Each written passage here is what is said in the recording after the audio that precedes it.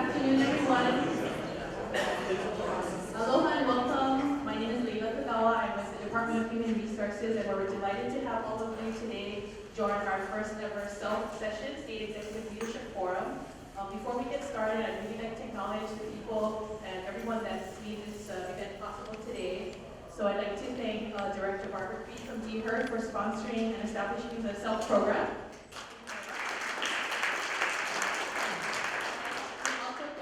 Judiciary and and her staff for really hosting us here, getting all the chairs set up and all the IT requirements that Robbie could join us today, so thank you to Dee and her staff. And of course, thank you to our staff at DHRD who did all the coordination and arrangements for getting you all here today. So I'd like to thank Cindy Inouye and Fanny Takihara outside, and Carol Maeda who can be here today. And then we have a DHRD employee, Demetrius Grable, in the back doing a video recording today, but don't feel like you can't ask questions. This is for us to share the event with others who couldn't make it today. So thank you, Demetrius and Bryce from ICSD. And if you haven't found the bathrooms, if you need to step out, they're near the elevator outside the corridor. And with that, I'd like to kind of go ahead and introduce Mr. Alm. On behalf of Director Creed, and I would like to say thank you for your support of our workforce and to really focusing on development and opportunities and really all of our contributions together in terms of being committed to public service. The establishment of SELF is really an opportunity for us to get together as government leaders and leaders in our community to really work together to meet operational needs. All of you work very hard to encourage the good work of your teams, and really this is a time for us to get together to have, contemporary conversations about common goals, collaboration, and leadership to help us to continue the development of the workforce.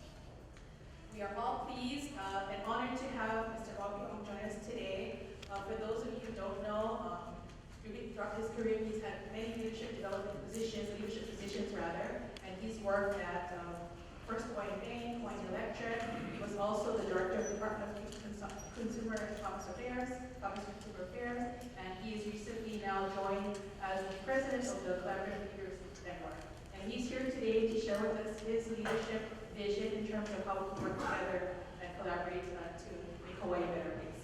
So with that, I'd like to introduce Mr. Robbie Alm. Mine over there? Oh, no, that's for that. Yeah. I think I need. We're going to turn on your mic here. Okay, so I can talk through this. I'm sorry. Okay, You're right. I need this one. Okay, so it really is an honor to be here. I spent 11 years in state government, another 3 as a consultant to the state. Then I've spent 20 years in the private sector, but a lot of that has been working with the state, particularly the 12 years at Hawaiian Electric, a very closely supervised agency or company by the consumer advocate and the PUC. So, a lot of time in and around state government, and I really appreciate what all of you do. So, it is, in my mind, public service and leadership in the public service, one of the toughest forms of leadership. There are a lot of things you have to deal with and accept that people in the private sector don't. And in my years in private sector, I've always reminded people that's a much different life if you accept leadership in the public sector. But a lot about leadership is not that different. And so a lot of what I'm going to talk about today, to me, is just fundamental stuff about being a leader. First and foremost, you're in the people business. You may think you're in the Department of Health business or the DCCA business or Department of Labor business or whatever department you're with, you're in the people business.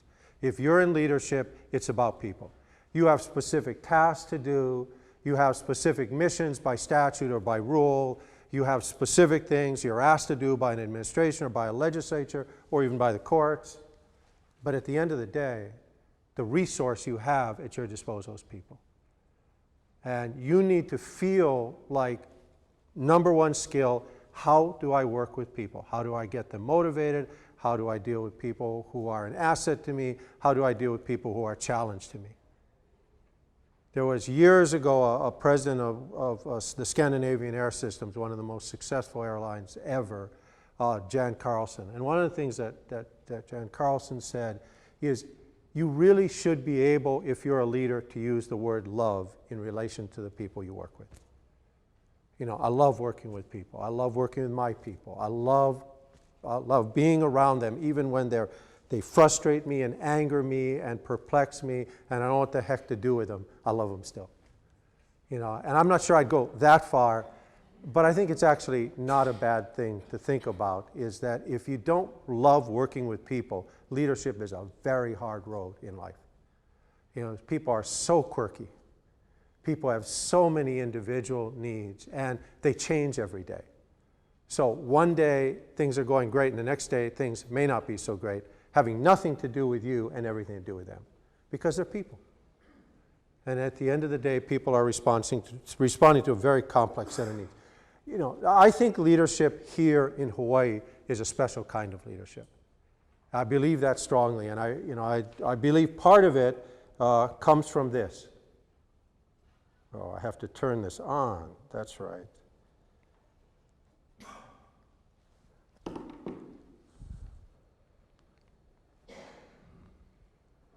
Okay, someone may have to help me here.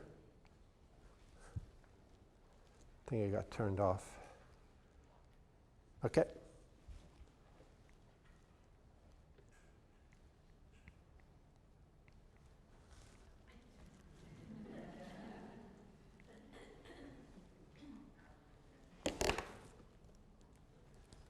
That's Google Map Earth's view of Hawaii. It is the most isolated, populated landmass on the planet.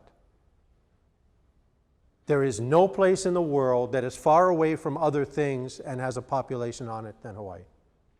It's actually kind of stunning. If you read the record of the early Polynesians, what are the odds of them hitting that set of islands when they're starting off down there somewhere, and they managed to hit those? And if they missed, they went to California, except they probably didn't make the voyage, Oregon, Alaska, wherever, but they hit that. And then they were alone for at least 500 years. There's hardly any civilizations on the planet that were alone for that long.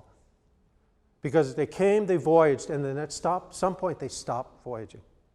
They didn't go back and forth anymore. They just stopped. And Hawaii remained isolated for like 500 years. And the estimates of how many people were here at the time Captain Cook came ranged from 500,000 to 1 million people.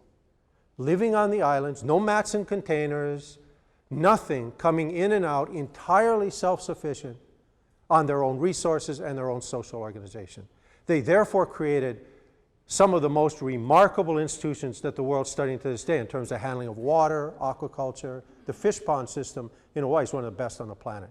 But they also found ways to live together, and that's where we get things like Ho'oponopono, aloha, and other philosophies and ways of handling issues that allow large numbers of people to live together in a small area. Remarkable. There's something else about this. You don't come here by accident. I mean, all the rest of us, including the native Hawaiians originally, but all the rest of us came here at one point. You don't come to Hawaii by accident. This is not like drifting across the border from California to Nevada. I mean, you come to Hawaii, you're coming to Hawaii. Number two, if you stay here, you're staying here. I mean, this is not accidental staying here. You make a choice to be here in this environment. One of the things it means is we're in a small town. I hear more horns today than I'd like, and I see more people waving with a single finger than I'd like. But the reality is much less than most places. And one of the reasons it's less is because if you do it to someone in a car, 2 hours later, they're sitting across from you in a meeting. I mean, you gotta be careful. Or you go to dinner that night, and it turns out they're a cousin of a friend. You don't know around here. So we tend to be more restrained, self-restrained, than most other people. In spite of the fact that we have 1 million people, we still act that way.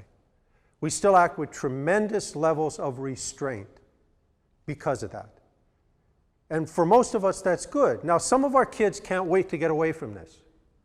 And like rural places and small town places all over the country, they can't wait to get to New York City or Los Angeles or Chicago and disappear into the great anonymity of big cities. And some of them never come back. The ones that come back tend to be the ones that like this. that like being around multiple generations, that don't mind the tightness of it, that don't mind the fact that we all seem to know each other. They actually think that's a good thing. But in any case, living in Hawaii and working in Hawaii is an intentional choice. And if you make it, it is with some degree of acceptance of those rules. There are a couple other things about this. One is the host culture. The other thing that happened in Hawaii that happened almost nowhere else in the world is what? Some of my ancestry is North Irish, Protestant North Irish. In Protestant North Ireland, they're no longer shooting at Catholics, but that's just in the last decade or so, and there's still tremendous differences between the two. What did we do here that almost no one else in the world did? We married each other. We married each other. Almost on arrival, people started marrying each other. So this whole notion of areas where this is black only or Hispanic only or white only, in Hawaii, we blew that out of the water a long time ago. My kids have 4 hyphens necessary to connect all their ancestries. And I bet a number of you in this room take more than 1 hyphen to explain to someone what your ancestry is. And as each generation goes, there are more and more hyphens. You look in the paper as they describe some athlete who's done well, and they explain their ancestry, and they have to put down 6 things. That changes a culture because it is so much harder to put up barriers between us when we're all over the map. When it's very hard to create dividing lines between us, it changes us as a culture. And that's happened very rarely on the planet. It doesn't even happen on the mainland. So there's a book called Bowling Alone, and it's the study by a Harvard professor of social capital, how we get along with each other. So it's only carried out in 49 states. They've never come to Hawaii. So Bowling Alone has no section on Hawaii. Well, they came a few years ago, and they didn't want to bring their whole team, so they hired a local polling firm. And I won't mention the name, but they're one of the most respected in town. So they got back the results from the poll, and they rejected them. They said the polling firm had to be incompetent because their results were exact opposite of the other 49 states. So in the other 49 states, you have one result. In Hawaii, you have the other. So it can't be that. It has to be the polling firm is wrong. So I was in the organization that sponsored them coming here. So we asked if we could take a look at their questionnaire. And one of the first questions is, when is the last time you had dinner with someone of another race?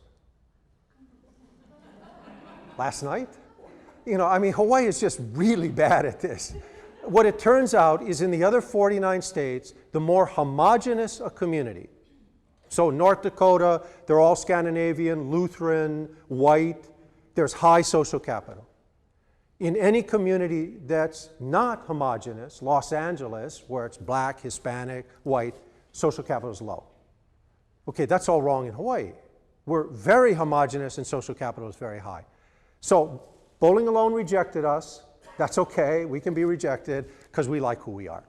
But we are a different place. We are a fundamentally different place. So if you lead here, I think it's important to remember what it is you're seeing in this place that's different than other places. So let me talk about some things I think are key leadership behaviors. They're not fancy. They're everyday things, but they're absolutely key in all the years I've watched it. To great leadership. So the first one is listening. That's the RCA Victor dog for all you young people. It used to be, sort of this iconic picture of listening. And I still like it, in spite of how old it is. Okay, so listening, big deal. We get up in the morning, we listen to the alarm clock, spouse wakes us up, radio wakes us up. We come, we're listening to the radio on the way in, our family talking in the car, we listen to people all day. You probably listen to 100 people already today, or more, just to get here. So we're great at listening, except we're not. We're actually not only not great at listening, we're getting worse all the time. Part of it is this. These things are really amazing in their capabilities, and amazingly distracting. It used to be if you were in a room and saw somebody with their head down in their lap, you knew they were either meditating or more likely sleeping. What they're doing today is working their iPhones. They're texting, they're reading email, they're watching videos. Whatever it is, they're concentrating in their lap, not on what's ever happening in the room. There was an article that a friend of mine gave me. It said, multitasking makes you stupid. That was the headline. I kept that around my office for a long time. What the study basically said is, we all have to multitask, but the reality is most of our multitasking is making each individual task come out worse. That while we have to do it, it is not helping the quality of our task, the level of multitasking we're doing. In great listening, you cannot multitask. You cannot. Great listening is about giving 100% attention to a listener. Now, I'm not talking about the kind of listening that you do with your friends or your family, so I'll come back to that shortly. I'm talking about listening as a leader. When you're listening as a leader, you are trying to get the quality and quantity of information that will allow you to do a good job. So you're not the big deal here. The person you're listening to is the big deal. And if they are, you cannot have your attention anyplace but them. If they are what's important, then you can't be spending time focused on these devices. They're just awful. So part of it is physical. I mean, it literally comes down to physical. This is not great listening. Have you ever seen people do this? I mean, if I'm watching that, they're telling me, shut up. But it's an unconscious thing that human beings do. This is not good listening. Turn your chair to the side and look over the side. That's not great listening. I think if you wanted to have sort of a sense in your head, think about a volleyball player in the back row or an outfielder in baseball. The basic sense of your body is open, out, and down. You're not pushing anybody away, no barriers. You want to be open, out, and down.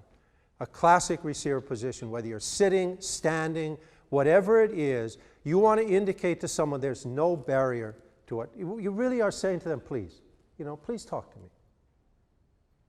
I would suggest getting out from behind your desk. Anytime you want to talk to someone and you've got your desk in between them, you've got your authority in between them and you.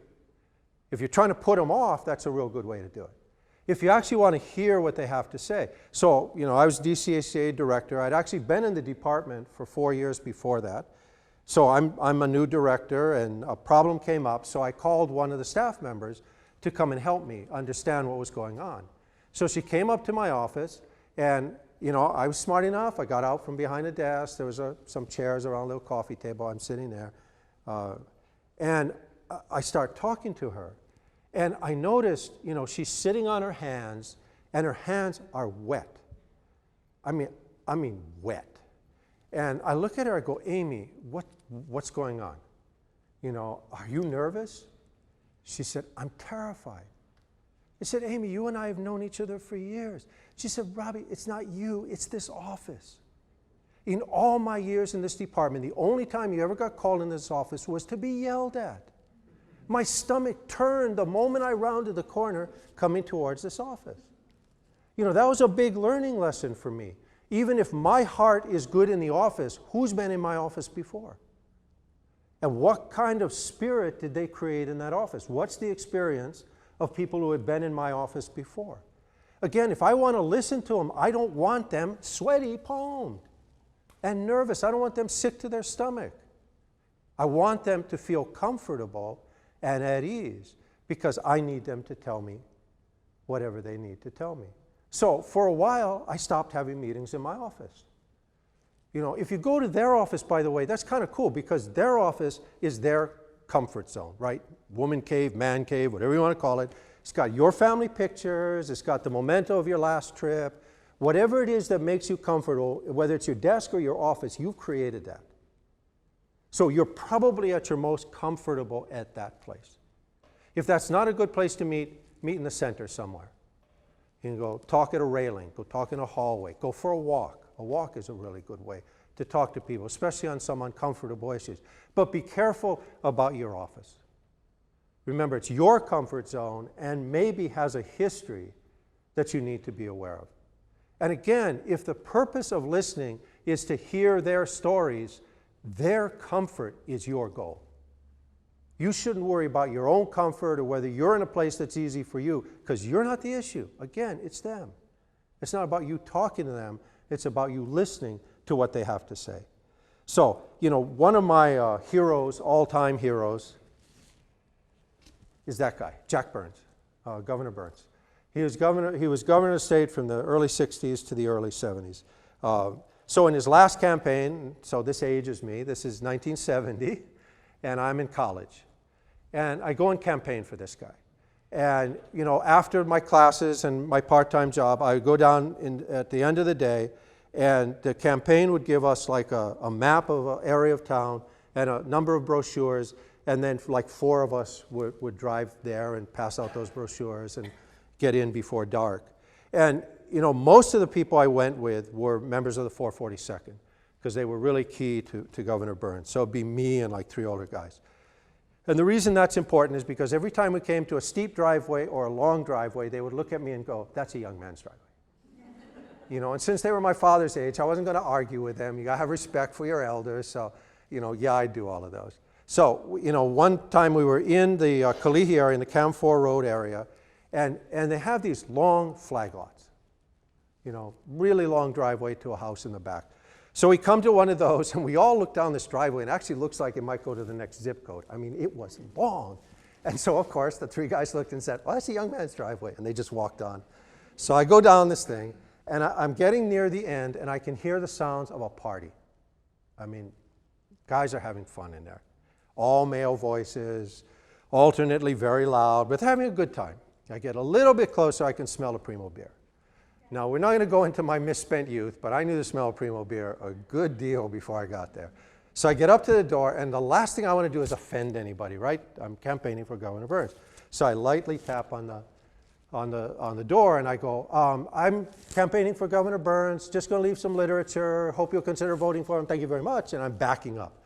Don't want to disturb the party. Then 10, 15, 20 guys pour out of the house. And they're all standing on this little deck and out in the driveway. And they start talking about Governor Burns. He was the man who kept the Japanese Americans out of internment camps in World War II. He's a great friend of the 442nd. He was a police captain. He had a liquor store in Kailua. He and his wife had a baby while she was in a wheelchair. All the stories about Governor Burns. And then one guy said, "I knew I could talk to that man, because he could sit and talk in plantation squat for hours."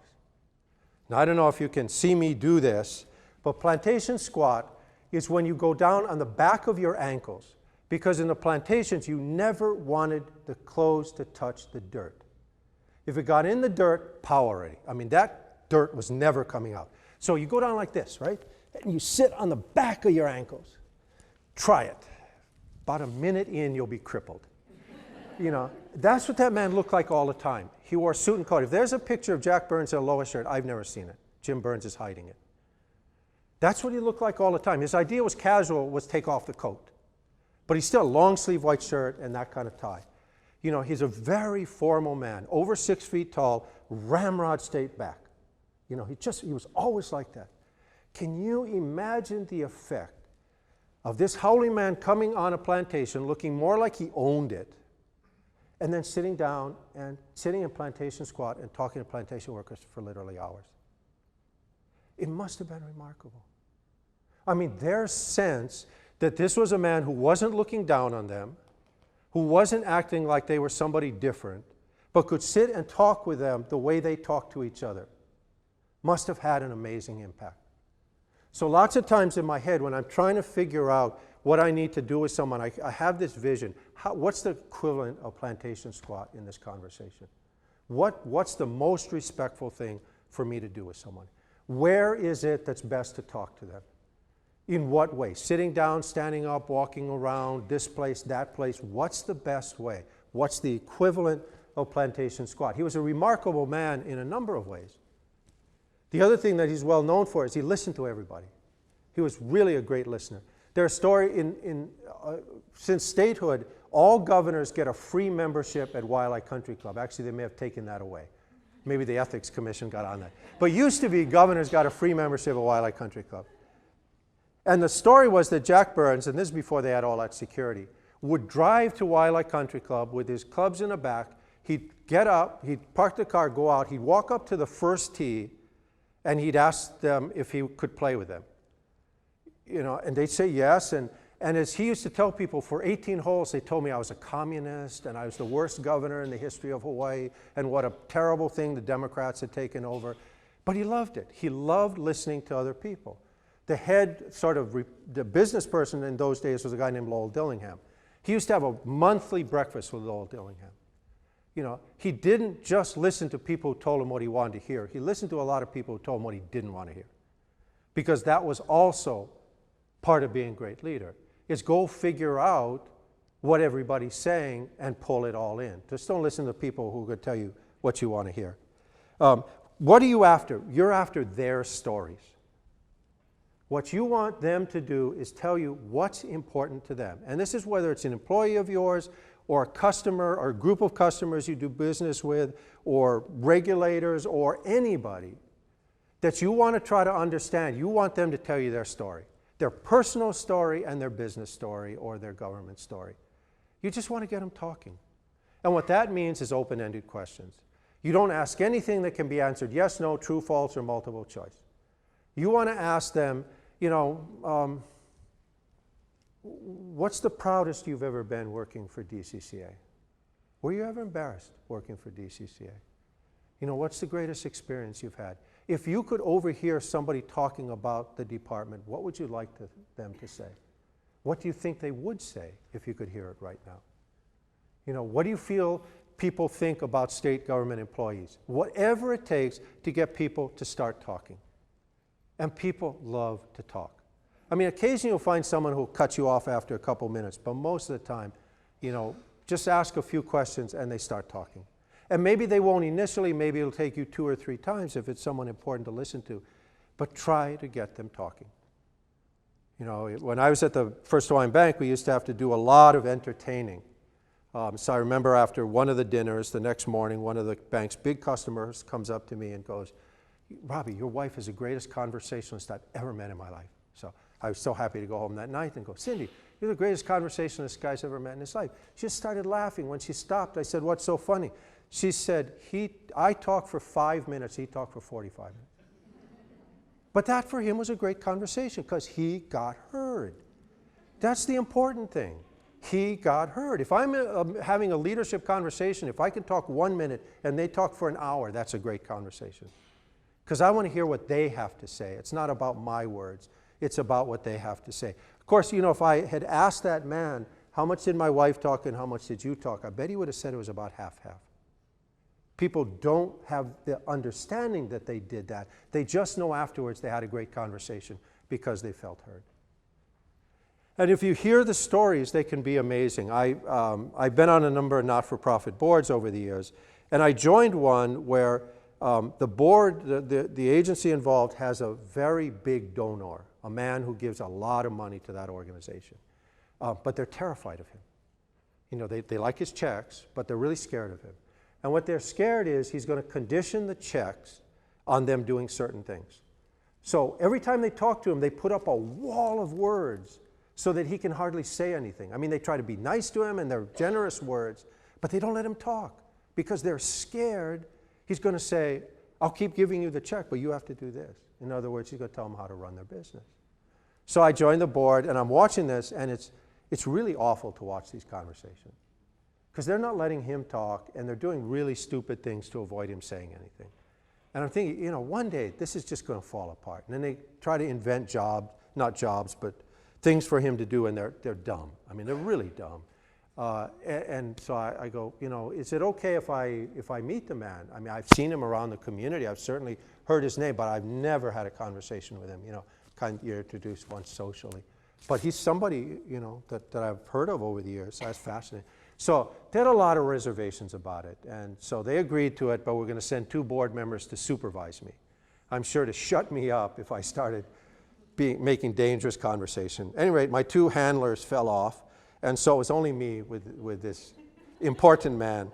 So at any rate, I go and sit down, and he starts talking. And I actually didn't need to prompt him at all. He talked for 2 hours. It was fascinating. And I found out things about the history of this community and people in it that, I never knew. And it was his point of view, so you got to take everything with a grain of salt. But it was fascinating, his view of history.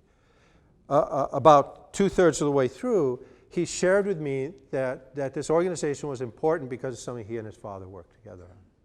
And I just wrote that down. He actually put a pad in front of me so I could write notes, which was great because then I had good notes of this conversation. So I go back and I'm debriefing the chairman of the board. So I tell the chairman of the board all the things. When I get to that part, he goes, "Say that again." So I repeat it. This is something he and his father worked together. The chairman of the board goes, "Robbie, he and his father hated each other. They hardly spoke during most of their lives. They didn't do anything in common. They couldn't stand each other's presence. So you must be wrong." I said, "No, that's what he said." So I'm sitting there afterwards, and I later went back to talk to the board chair, and I said, "Okay, maybe during a lifetime they were fighting. But this is now an older gentleman who is probably looking at the fact that the arc of his life is in its last phase. And I believe he passionately believes he's going to see his dad. That after he passes away, that he and his dad will see each other again. And so in his lifetime, he's trying to build back a relationship with his father that he didn't have in life. A very human thing to do.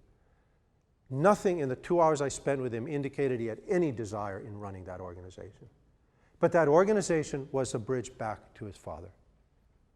If we're smart as an organization, we're going to stop worrying about him taking over and figure out how to honor his and his dad's joint legacy. Why wouldn't we help him connect to his dad?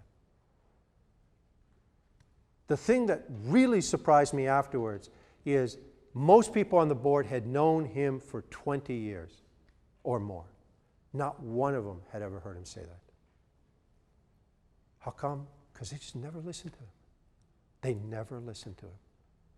If you listen to people for any length of time, you will find out things that will just amaze you about them. You will find out things that are important to them, that matter to them. You will find out things about your organization, about people around you. And of course, everyone has their own point of view, right? So you've got to take that into account. But you can hear so much. And with that information, your capacity to lead is huge. On top of which, there's something else that's going on there. When you listen deeply to somebody else, they really respond to that. I mean, they feel respected by you. They may not consciously go, "Oh, Robbie respects me." But anytime you've been listened to openly and deeply by another human being, you have a relationship with that person. And if I'm a leader, I would like the people who I work with to believe I deeply respect them and care about what matters to them. I would like them to feel that way. If I do a great job of listening to them, most of them are going to feel that way.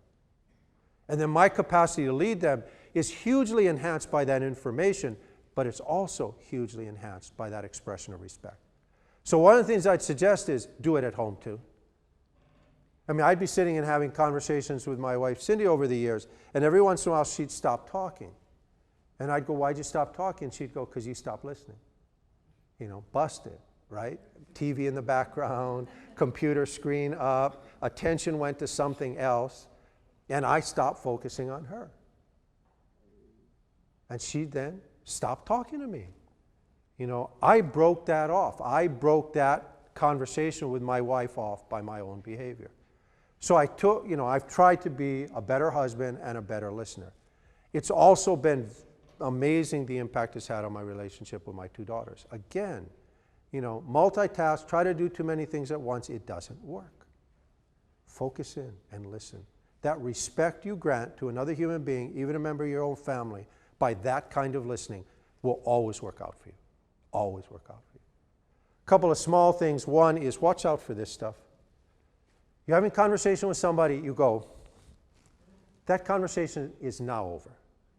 I mean, it may continue for a while longer, but the person you're talking to now knows you got something else to do that matters to you. And that your attention is now focusing to whatever happens next. So my strong suggestion is if you're having a really important conversation, take it off and don't even have it on. And by the way, you know, you can tell time by other people's watches. Just got to remember it's upside down. But seriously, I've gotten really good at telling time by your watch. That way I never look at mine. I'm looking at you and I'm watching your watch. I know exactly what time it is. You know, but also on these conversations, don't bunch them up. Don't have 15 minutes for each important conversation. If it's somebody in your workplace or in the community that matters to you, give it an hour. You know, and then if the conversation ends in 10 minutes, you just picked up 50 free minutes to catch up on all the things you were otherwise going to have to do. But if you give it time and it takes that time, it can be hugely important to you what you find out in that time. I wanted to give you a couple of images to kind of think about as you're thinking about leadership. This is called depth of field photography. In depth of field photography, the image in the front is crystal clear. Everything else is a blur. That's a great way to think about listening. So whoever you're listening to needs to feel like that flower.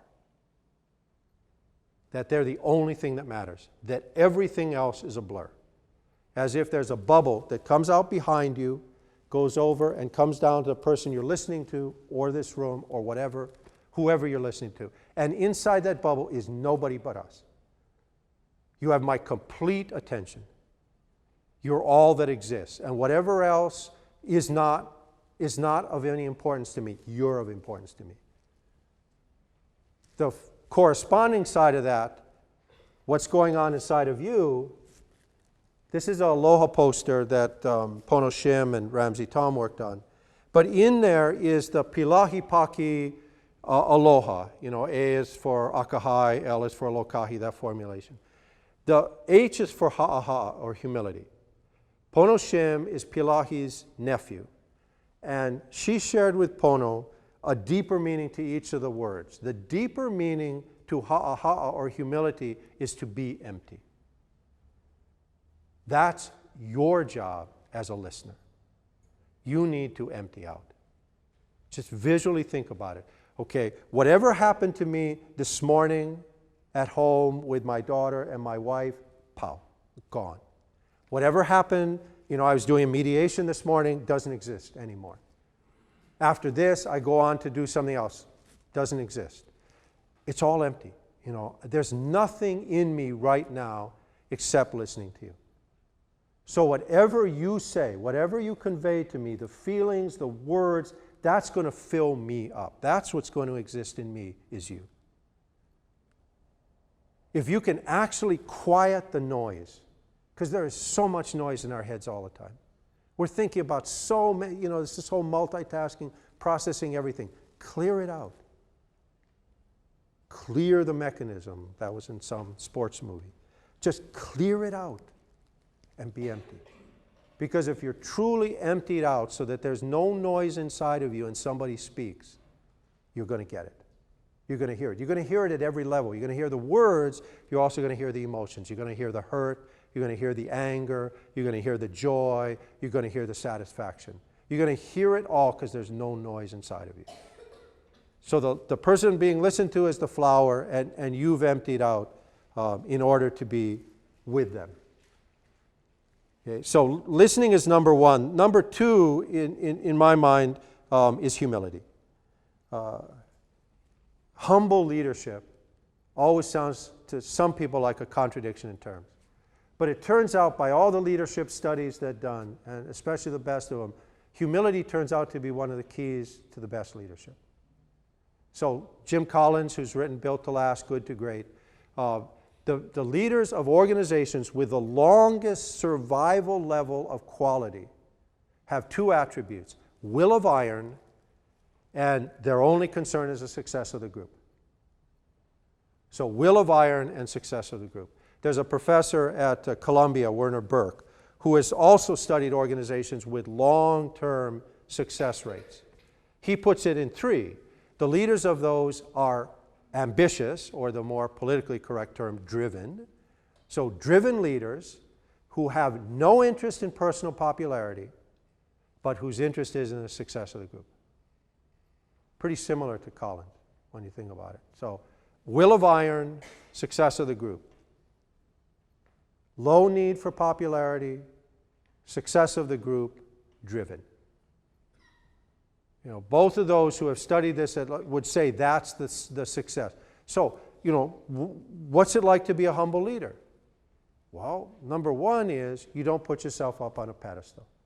So throughout my career, and it gets harder as I'm older because people tend to put Mr. in front when you get old, I've said make it Robbie.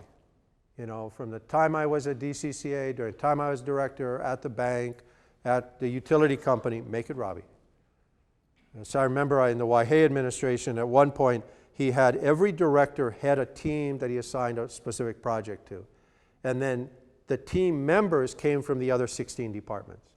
So DCCA and then health and transport, everybody assigned some manager to work on the team. So, you know, obviously my group met at DCCA, and I remember a woman in another department, a senior leader, came up to me and said, Robbie, everybody calls you Robbie. I go, yep. She said, one of those clerks looks like she was 15 years old. She was calling you Robbie. I said, that's right. You know, that's the way I want it. And she said, you know, in my department, it's so different. I mean, they either have to call him director or doctor. You know, and there is so much difference. You know, so he walks through the department and it's like a royal progress. You know, and everybody treats him like that. Oh, good to see you, director. Good to see you, director. You know, nobody says a word to him. Nobody would consider sharing anything with him. They never tell him anything. They certainly never tell him anything bad, you know, because they're just kind of letting the boss go through. And she said he's crippled because he has no clue what's happening in his department.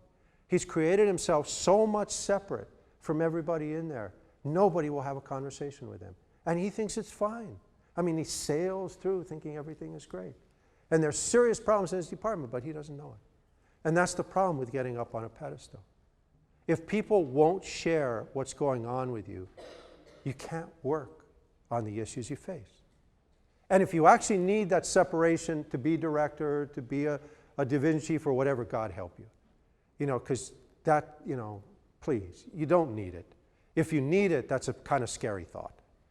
You know, your leadership should stand out from who you are, what you do, how you lead them, and the results that come from it. If you need titles or people going, you know, bowing to you in any way, you're in trouble anyway. Minimize the distance. There are times when you have to be the leader. In a moment of crisis, I'll take over and I'll be hard-edged to make sure things get done. Personnel issues, I don't smile if I have to do something that's unpleasant. But on a day-to-day basis, why would you want to put yourself up on some kind of high pedestal and separate yourself from your people? It just makes no sense. And it doesn't, in the end, get you anywhere. It doesn't increase their respect for you. What that person from that department was telling me is her director is not regarded that highly. And people make jokes about it.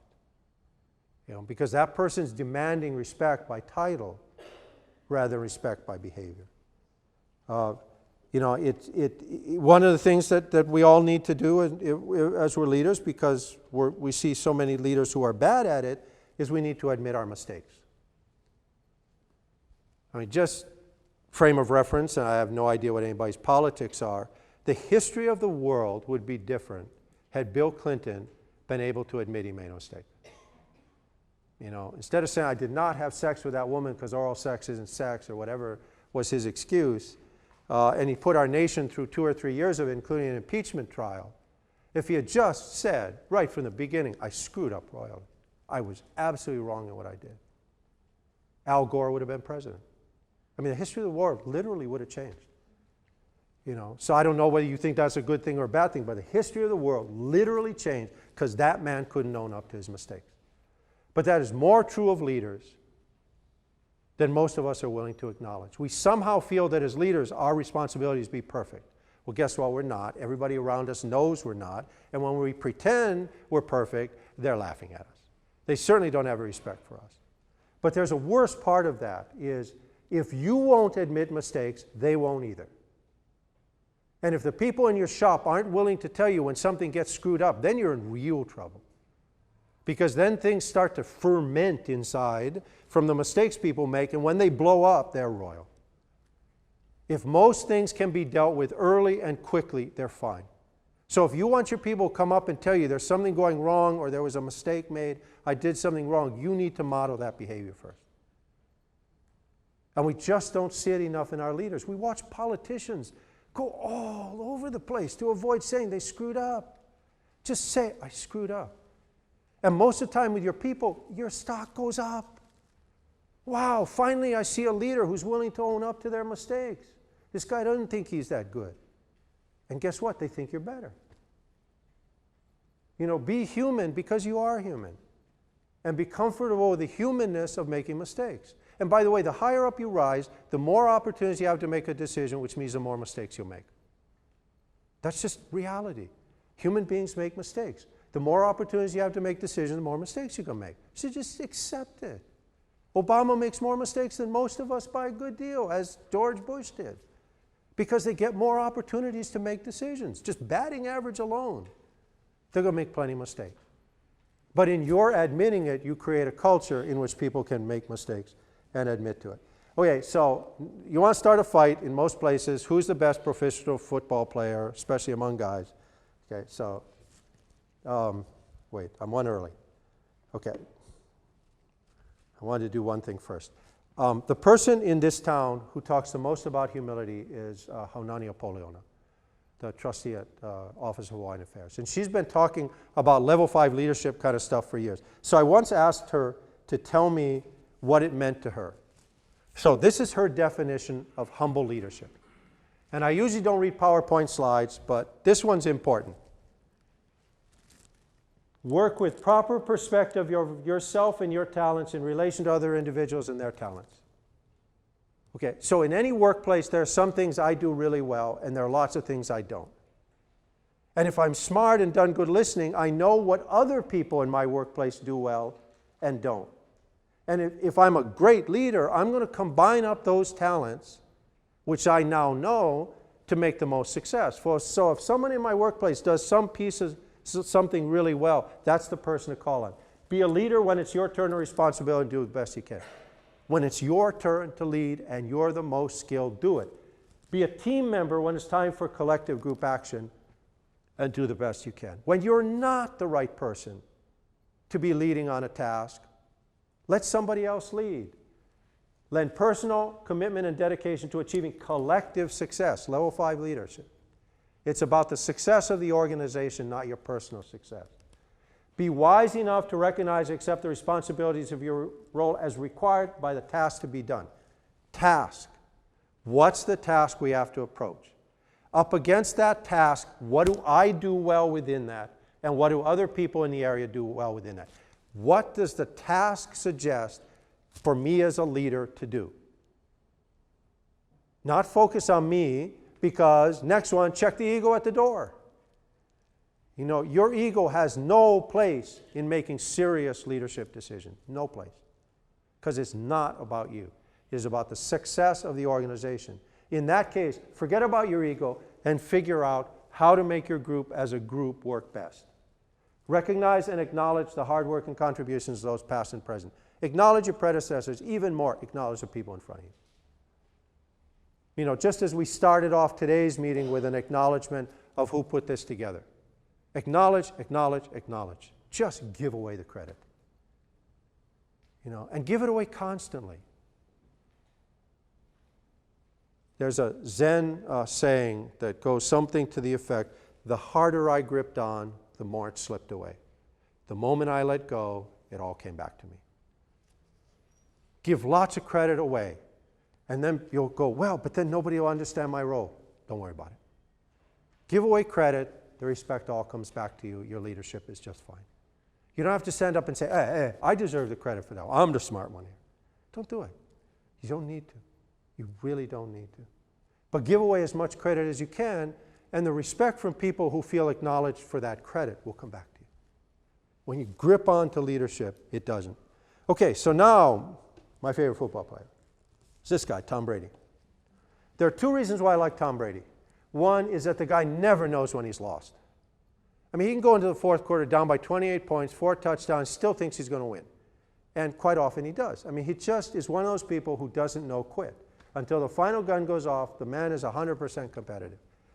Okay, but the second reason, and the one that's important today, has to do with what happens when Brady loses. It's like most professional football players, and he's been very successful, you still lose. So then after a game is over and someone's lost, you go back and after they've had a chance to clean up a little bit, they have these press conferences, these press sessions, where the media gets to talk to the coach and the lead players, almost always the quarterback, and to ask them questions. And if you watch any of them, they go, "Hey, Tom, what happened to your receivers? How come that frickin' Welker dropped the ball? What was wrong with those people? Were they catching with bricks?" And all Tom Brady says, if you ever watch those press conferences, is he goes, "I could have done a better job. I could have done a better job."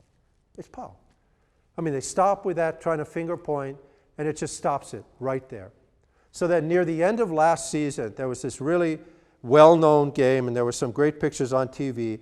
Brady's coming down for one of his patented winning in the last 1 second games. So he throws the ball into the end zone, and now it depends on which team you're cheering for. If, like me, you're a Patriot fan, the receiver got mugged in the end zone. I mean, the defensive player just mugged him. Of course, if you were cheering for, I think it was the Ravens, the defensive player didn't touch him at all. It was just a clean hit. But there's this great scene, and it was in the newspapers, and they played it on all the TV stations.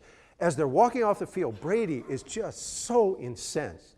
And he's walking off the field, and the referee must have been like a good foot shorter than him. And there are pictures of Brady walking off, doing like that. He's shrieking at the man, and it's all the way off the field because he was so angry that play cost him a chance to win the game. Okay, so fast forward about 15 minutes later to the press conference. And they said, "Brady, you got cheated out of that game." And Brady goes, "I really never like it when the outcome of a game comes down to a choice by a referee on whether to throw a flag or not. But the reality is, had I thrown a better pass, we never would have been in the position where that referee could control the game." What is Brady doing? Is Brady taking the blame? No, Brady's taking the responsibility. And there is a huge difference between those two acts. As leaders, it is our job to take responsibility. And responsibility is a very big deal. So let me give you an example out of Hawaiian Electric.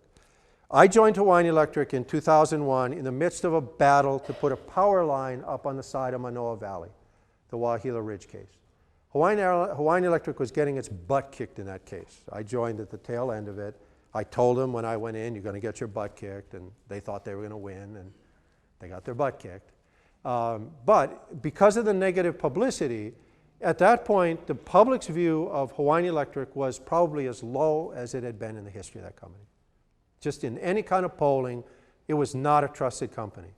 So one of my jobs was to go to work on that issue. So we spent a lot of time working with communities where we had facilities, trying to change the way we interacted with our community. Finally sat down with Governor Lingo, who hated our guts, and worked out what eventually became the Energy Agreement 2008. So signed that agreement with her, which changed the way the company operated and its financial model. And our numbers started to climb way up. So by the time you get to 2010, Hawaiian Electric is at that point in this community about as highly regarded as any company in town, and certainly almost as highly regarded as any time in its history. And then the tsunami hits Japan. And Japan, at that point, shuts down its entire nuclear fleet within a matter of a month or so.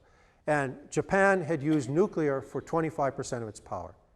So for a while, they had rolling blackouts in Japan, literally everywhere, Tokyo, everywhere. They had rolling blackouts.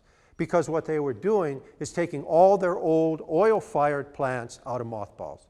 So these plants that hadn't been run, in some cases for decades, were brought out of mothballs, reconditioned, and then Japan went into the Asia-Pacific oil market and started buying a ton of oil. It sent the prices skyrocketing, and they have never come down since. So between April 11th and today, prices for oil in the Asia-Pacific area, which we're part of, are like $50 higher than they are in the mainland U.S. And that's why we've had these extraordinary high prices we've been living with. So I don't know if you remember, but right afterwards, Jade Moon and I went on TV, and she did an interview with me, and we explained it. And actually, for a lot of people, according to our polling, they accepted that. that the cause of the high prices was not Hawaiian Electric, but events overseas couldn't handle. That held for a while, and then numbers nosedived. You know, and all of a sudden the company was going backwards into being roundly disliked by everybody. And when we polled to figure out what it was, it ran something along these lines. Okay, we know it's not your fault. We know that the high prices coming out of the tsunami are not your fault. But you are the go-to people on energy. We have trusted you with the energy picture in Hawaii for decades. And you should have known that being 77% dependent on oil was going to backfire on us one day. You let us down. And so even though you didn't cause that problem with the prices, if you had done a better job running the energy business, we wouldn't be so vulnerable today. We wouldn't have the prices we have today. Fair or unfair, you know, and it's probably more fair than unfair. That's the way public feels. Okay, so fast forward. You know, I left last summer to make way for a younger generation to take over, which is something that had been planned for years. But before I left, I had spent a lot of time trying to figure out with the employees why we had such low morale internally. And it turned out a lot of it went back to the creation of the holding company, HEI. And that the negatives in Hawaiian Electric at the employee level were very much when this big holding company was created, they felt they got moved to the back of the bus, and that their company, Hawaiian Electric, had been diminished. And it was particularly true among the linemen. You know, and that's the core of our company. 1/3 of the employees are the people who work on the transmission system. And they in particular were unhappy. Remember, we had a strike a couple years ago where those folks literally walked out. That was like the resentment had just boiled over. So we spent a lot of time talking to them. And so one of the things you see is this new logo that's come out. That was developed through that process. And that's an attempt by the core of the company, which is heavily Native Hawaiian, but also wanted a company back that was Hawaiian Electric, not HEI. So that logo is a way to try to separate out from HEI industries and all of that stuff at the corporate end and recreate the old Hawaiian Electric company. So I go to the rollout session for this new logo. And you know, I'm meeting with 700 linemen and folks who work either in the vaults underground or up on the wires. You know, coveralls, these are the heart and soul of Hawaiian Electric. And so the linemen themselves, who had a lot to do with that design, which was done by Sig Zane and his wife, Nolani Kanakaole out of Hilo, are explaining this logo and why it came about. A lot of them are in tears. I mean, literally in tears, because this was their company coming back. And they remembered when this holding company was set up and all their bitterness over it, and this was their way to get back the company. So very important thing. So they do all of that. When it's over, I tell them, okay, we're going to roll out a logo. And a lot of people are going to say, hey, how come you're spending money on a new logo? That's not what we want out of you. So even though it's important for you, others are going to react negatively. So I told them, you know, some people are going to come up to you, and I told them that thing about you let us down. I said, okay, so you're a lineman, so what are you going to say to them? Well, one thing you could say is, wasn't me, that was those idiots on King Street, you know, the building right over there. That's those idiots on King Street. I get up every day, I go on the lineman, I go down in the vault, not me, those fools on King Street didn't do a good job. Or, plan B, you could say, it's those idiots at Ward Avenue, you know, right across from the NBC in that big building. That's where all the engineers and planners are. So it's either executives are idiots or the planners and engineers are idiots. I said, how well do you think that's going to work with the public? You know, think that's going to impress them? Not me, some other idiot in this company did that. So I suggested them, think about what Tom Brady did. If somebody came up to me and said that, I would say, you know what, you're right. We could have done a better job. We obviously could have done a better job. We know it, we're on top of it, we'll take care of it.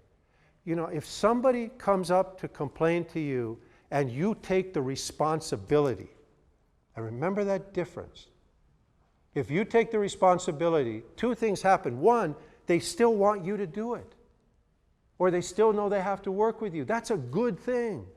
When they stop talking to you and talk to the media or the legislature or other people, that's a bad thing. When they come up and talk to me, then they're essentially giving me the ball back. And if I take it and say, yeah, right, I accept that responsibility, that's all the public usually wants. That's all people ever want. If you've gone to a store and complained about some kind of bad service, and the person at the store says, you're right, you shouldn't have been treated that way, we'll take care of it. That's all you want. Don't argue back. Don't say, wasn't me, that was some other idiot at this store that treated you that way. Just take the responsibility. Own it. That's a leadership act. It may sound and look like humility, and it is. Because you're essentially taking responsibility for everybody. But it is responsibility. You're saying, give me this responsibility back. Because ultimately as a leader, that's what I want. I don't want you to walk away from me. I don't want you not to trust my agency or my company. I want you to stay with me. I want you to have a relationship with me. So if you give it to me back and I take the responsibility, I'm still in control of the situation. I never want to be out of control of the situation. And that's what Brady's doing when he does that. He's accepting control of that team. He's a quarterback. He's a leader. He's not saying, my idiot ends dropped the ball. He may feel that way, and they may practice it afterwards. But to the public, he's not going to get into that. He's not going to blame his receivers. He's going to say, I could have done a better job. That's got to be the easiest thing in the world to say. I can be a better husband every day. I can be a better father every day. I can be a better executive at Hawaiian Electric every day. If you can't say that, you really are mad. Because we can always be better. That's not even a difficult thing to say. So when we say I could have done a better job, that's not, in fact, not true any time. But more importantly, you're saying, give me that responsibility back. I own it. I want you to look to me for that. The other great example of humility in my life is this guy. I worked for him for 3 years a long time ago. But it was an interesting time. From 1979 to 1982, while my wife was in law school, I worked on his staff in Washington.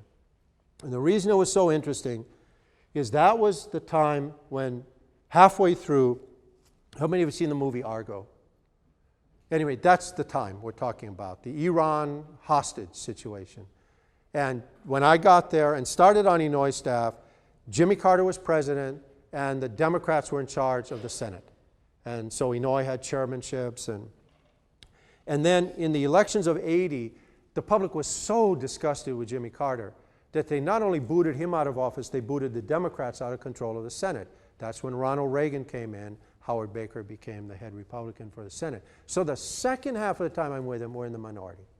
Okay, so come January of '81, first day back on the job, Senator calls me in and said, Robbie, I can't do his voice. It was low and deep. I need such and such in one of the agriculture bills. Can you call up the chairman's office? Sure, boss. So I go outside and I go, well, here goes, folks. So I called up the staff and I told him what our senator wanted. And he goes, your boss is a Democrat, right?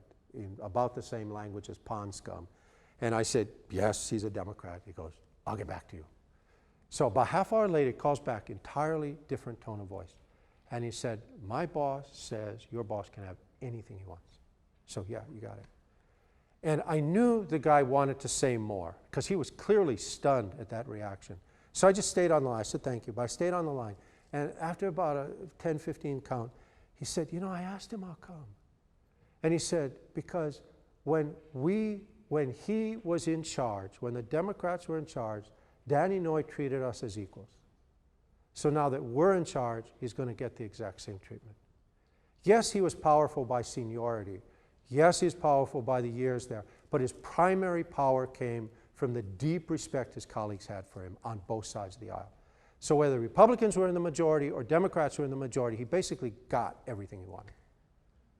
And then I remembered back when I had been on one of his subcommittees, and sometimes on the subcommittees, it's just whoever the chair is, Inouye, and then whoever the top Republican is.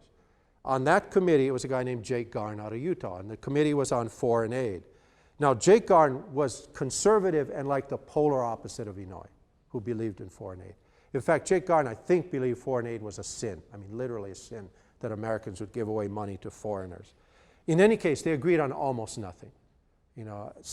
But I remembered what Inouye would do when he had to get up and leave the room to meet a constituent in the hallway or, Nature's Business or whatever.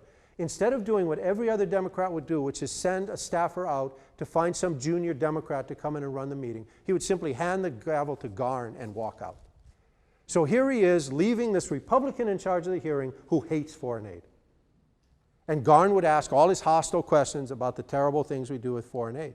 But I actually remembered on a few occasions when Inouye didn't come back, he would go, if Danny were here, he'd ask you, and then he'd make the record for Inouye, which is crazy, except that was the level of respect between them. And that was accorded back to him. And I remember asking about it. He said, Robbie, you never know. I mean, the person who you're dealing with today, who's a pain in the butt, and you'd really like to kick their, 2 years from now could be in charge of your life.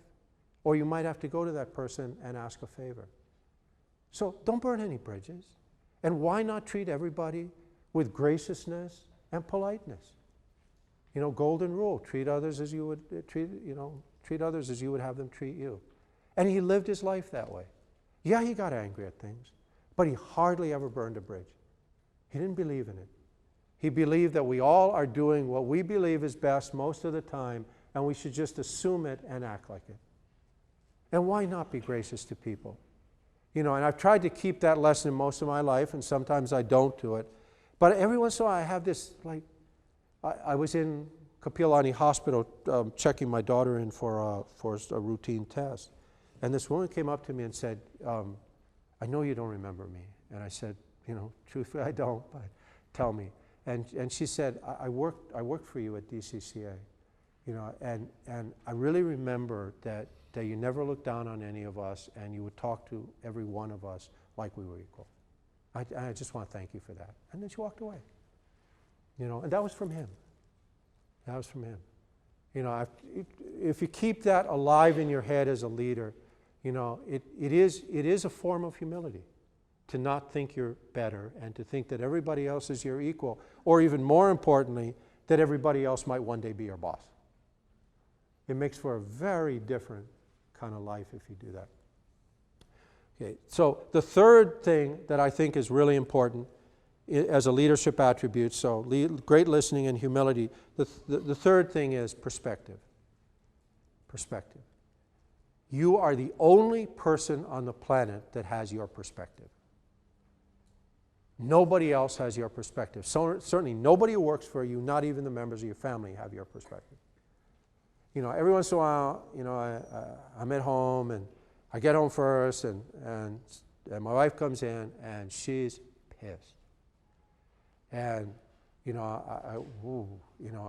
after a couple seconds I go, is she pissed at me? What did I do? She's really angry. And what did I do? And then a little while later, well, wait a second, I didn't do anything. How come she's pissed at me? And then I start getting angry at her because she's pissed at me.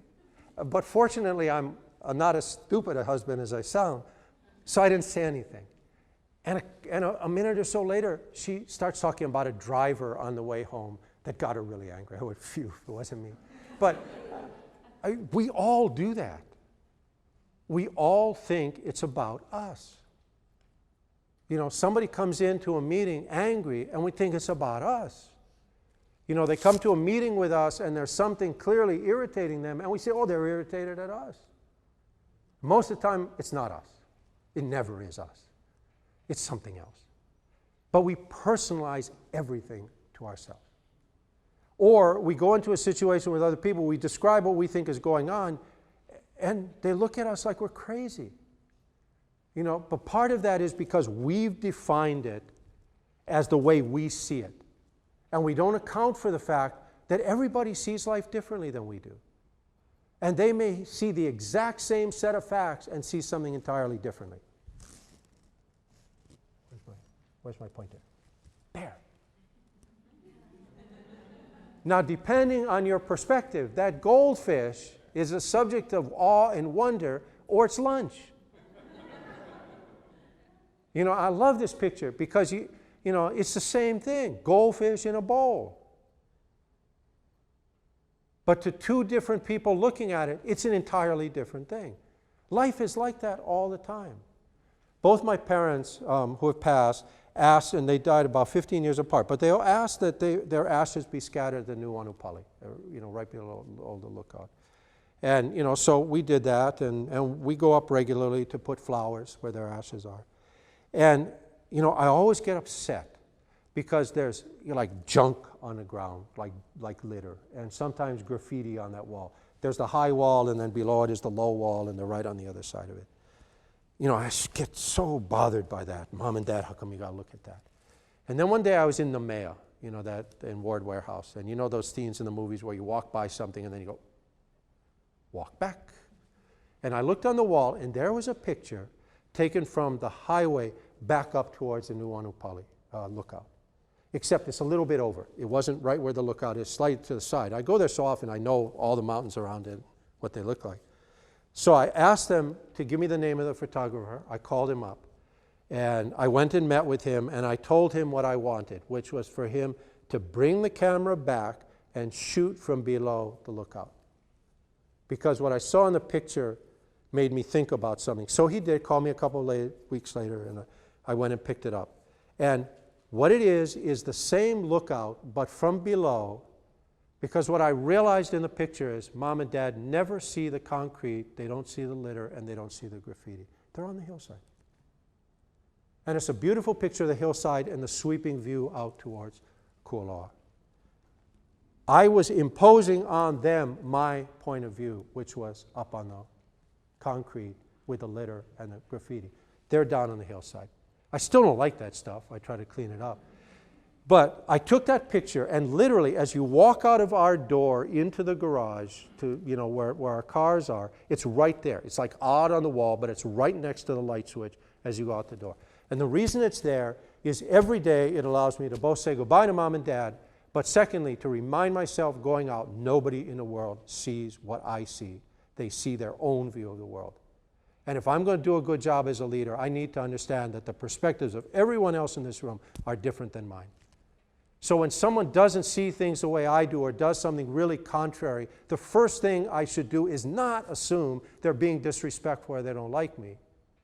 I should assume they might see the same thing differently than I do and go find out why they did what they did. And don't say it accusingly, how the hell did you think to do that?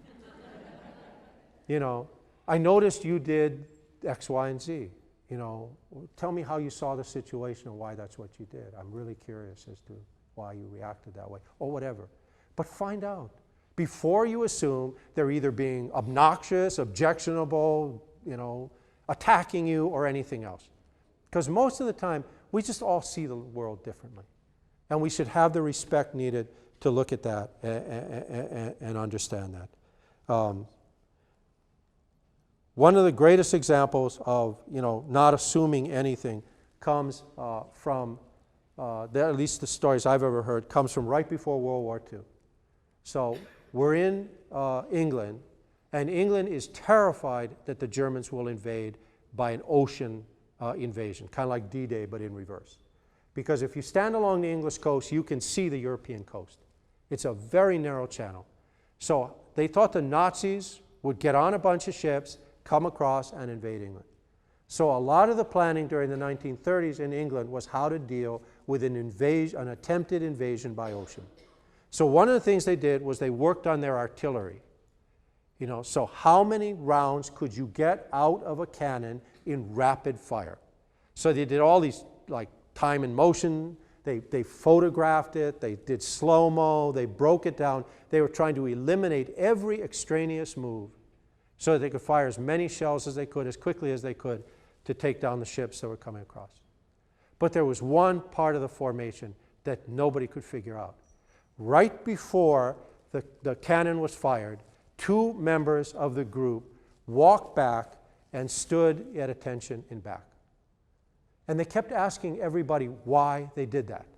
And they're thinking, oh, maybe in case it blows up, you got two people who can help everybody else. You know, they were trying to come up with all kinds of rationale. And they kept asking everybody, why do you do that? And they kept saying, well, that's how I was trained to do it. And they go back, and they go back, and they go back. You know, the interesting part of the story is, you know, we're now watching this thing in Russia with Crimea, and, you know, so this is the 1930s. Well, the oldest veterans were the veterans of the Crimean War, you know, in charge of the Light Brigade back from the 1800s. So they went and found an artilleryman from the Crimean War. They showed him a film of that, and they asked him what the hell those two guys were doing. Guy cracked up. He said, they're holding the horses. Because in the old days, when you brought, all cannon was brought to the front by horses, and when they fire, two guys had to go back and hold on to the horses so they wouldn't bolt. And then as soon as the cannon was stopped, then they let go of the horse and they came back and they helped, you know, they went back. So we don't have horses anymore, but two guys aren't back holding the horses. I tell that story a lot in organizations that need to undergo change, because in a lot of our places we're holding the horses. Nobody did anything wrong. Those two guys in formation were doing exactly what they had been trained to do, and when they started off, there was a valid reason for that. And so in their point of view, they're trained to do this thing, it's the right thing to do, there's nothing wrong, and we're coming along saying, how come the hell the two of you are standing back at attention? You know, figure out where we're holding the horses. Where it was a good idea at one time, not a good idea anymore. But find out why, because sometimes there's a logical reason why people are holding the horses. It's the way they were trained, it's what used to apply in your department or your company. We were holding horses all over the place at Hawaiian Electric Company. It's just a change in life. You know, but when we talk to people, they had a valid perspective on why they were doing it. So instead of me saying, how come you guys being so old-fashioned and fuddy-duddy? That's not what was going on. They had been trained for a valid reason to do something. It's just life had changed. But if I'd stop accusing them of coming at this wrong-headed or being obstructionist or trying to get in the way of change, it's not that at all a lot of the time. Sometimes it is. But a lot of the times you just have to figure out why people are doing what they do, why they feel like they should be doing a certain act at a certain time. Find out why that is. And listen to their perspective, because it may be valid. Or it may tell you something, but at a minimum, if you want to get them to change, you can explain what the difference is and why you're doing it. The other picture that's like this is that one. How many of you see an old lady? Hands up. Old lady. How many see a young woman? They're both in the same picture. The old lady's nose down in front, eye over here, mouth. Young lady looking away, nose, eyes, ears, and something around her neck. Exact same picture, two opposite kind of things. You know, just this whole issue of perspective is so much about what you see. And you can go back and forth on this one anytime you want, once you figure out that this is probably the pivot point. It's either an eye or an ear. And you can switch back and forth once you get it very easily. Okay, so, you know, if you can get on top of great listening, if you can figure out that being a humble leader is a good thing, and if you can try very hard to look at people's behavior and try to figure out what their perspective is on the way you do it, which you get by great listening, you know, then in my view, you have key attributes of being a great leader. I'd like to leave you with a couple last thoughts about some of the challenges of being a leader. This is Princess Ruth. If you're in the tax department or the labor department, you're in a building named after her, at least most of you are. It's right over. She is one of the most forgotten figures in Hawaiian history. And yet she plays an incredibly pivotal role in Hawaiian history. She did not like the westernization of Hawaii. She really couldn't stand it. She also didn't really like David Kalakaua, and they were alive around the same time. So when he built the Iolani Palace, she built her own palace, bigger than his. Of course, because it was Western, she didn't like it, so she built a grass house on the grounds of it and lived in there rather than the palace. That palace was torn down. That's where Central Intermediate School is, you know, right on that knoll there. But that was Princess Ruth's palace before. What Princess Ruth figured out was the key for Native Hawaiians was land. So she built up a land holding that became one of the greatest in Hawaii. And in her will, her decision on what to do with that land was she gave it to Princess Bernice Pauahi Bishop, who then created the Kamehameha School. No Princess Ruth, no Kamehameha School.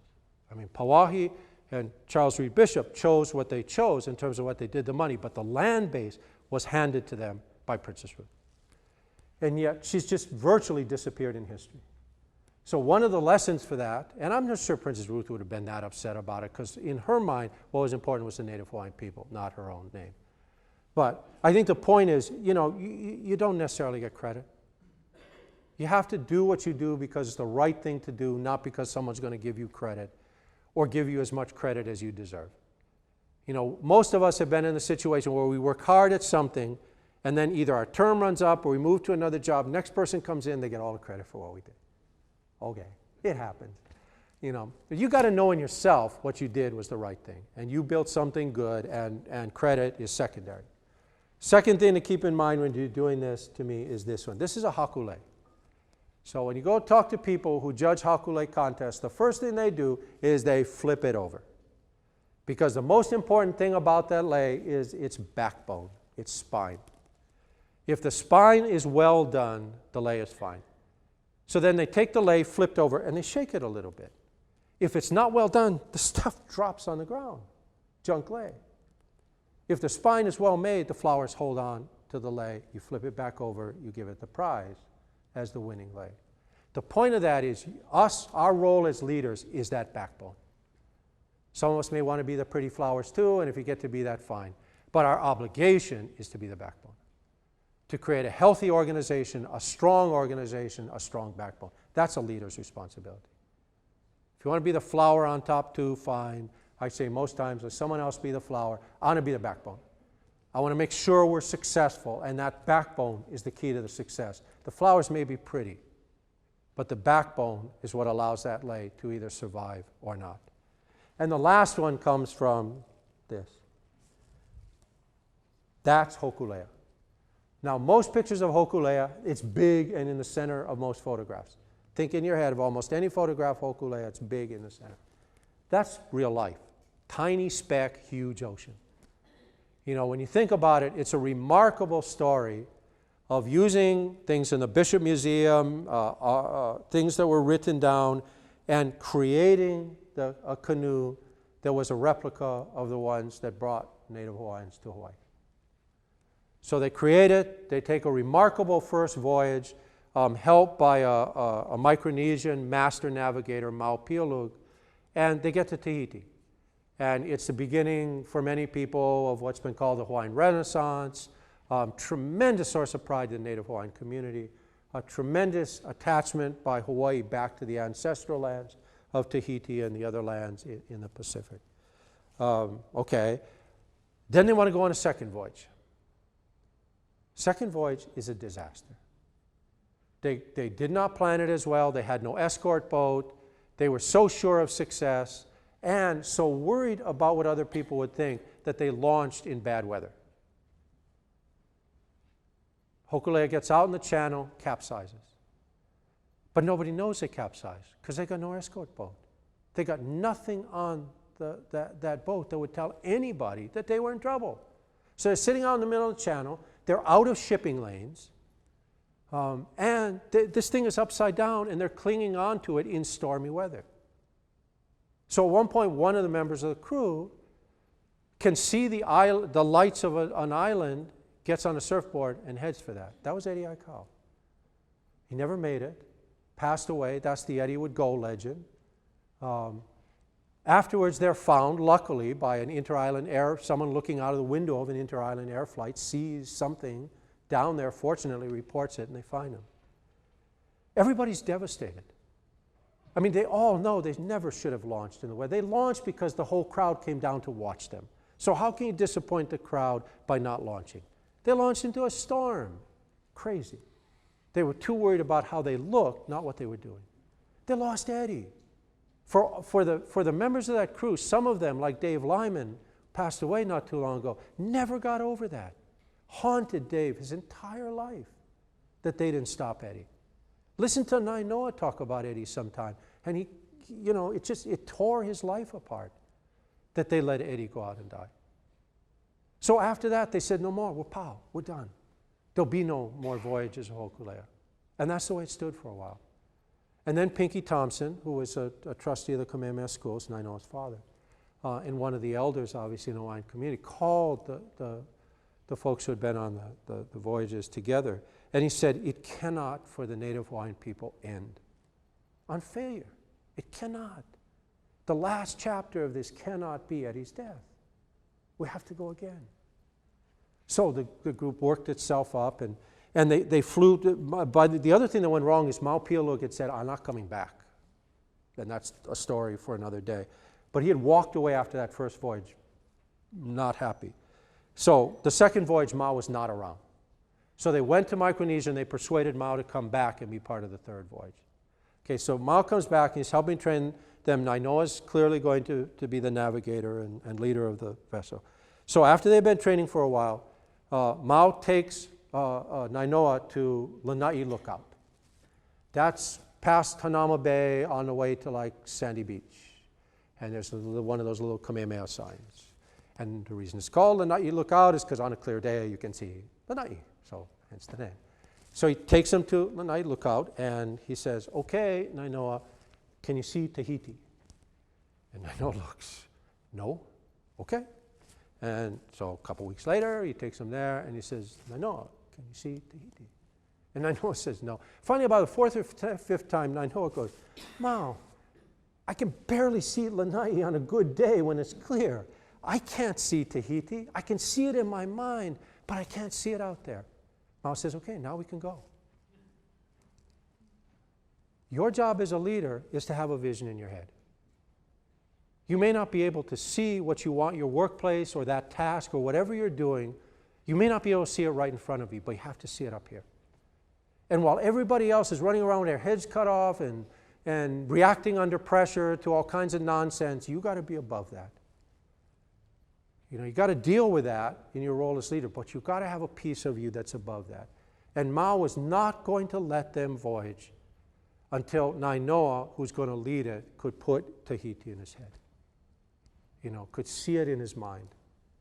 You know, at the end of the day, you know, we can do all this stuff about being humble, about being great listeners, about perspective, but some level of you is the core of your workplace.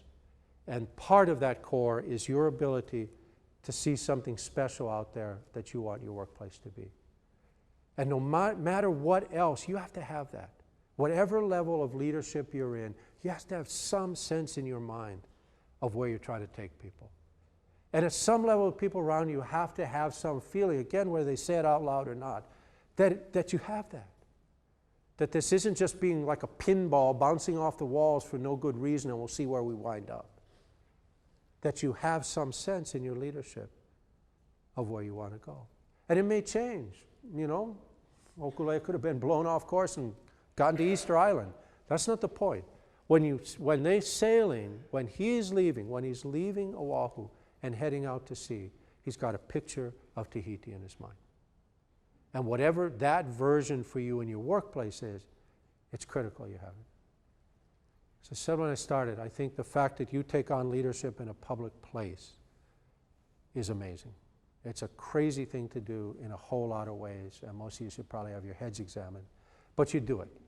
You know, and you do it with all the rules that go with that, which don't always make it easy to do the jobs you do, but you do them.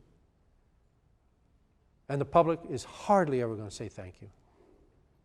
It's just not in the cards very often that the people who you served, who we served, when I was in state government, are going to come and say, oh, thank you so much for what you do every day. You know, they just don't. They assume it. You know, they assume we're going to do our jobs, that we're good at our jobs, and they'll be done. It's kind of hard because we don't get much acknowledgement for it. The reality is, though, for all of us, I believe, who take on these kind of things, you do it kind of like the sense of aloha. As I was taught aloha growing up here, it's not like reciprocity. I mean, if you go up to someone and say, I aloha you if you aloha me, you got the wrong word. You know, that's another word. You know, aloha is a gift you make of your spirit to another human being, period. And it ends the moment you make it. Now, if it comes back to you, great. But it doesn't matter. Your gift of aloha is instant upon your giving. I think leadership is the same way. Yes, you need to work with people. Yes, you need them to work with you. Yes, it is important to have their respect. But at its core, leadership is a gift we make as leaders to the people around us. And it needs to be done in the spirit of a gift, not in the spirit of, I want you to applaud me, I want you to kiss my alcole, I want you to tell me I'm the greatest thing since sliced bread or canned beer. You know, it needs to be something that we go to work and say, you know, for the betterment of Hawaii, for the betterment of the workplace, for this great group of people I work with, here's my gift of leadership for today. Thank you very much. I've enjoyed the chance to talk to you.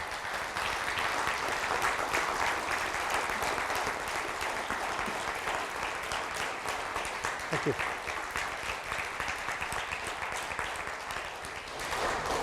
Thank you so much, everyone, for taking the time today and really giving the gift to yourself in terms of investing time for yourself, because if we can focus on ourselves, we're a better resource to others. So we thank Robbie for coming here today and inspiring us.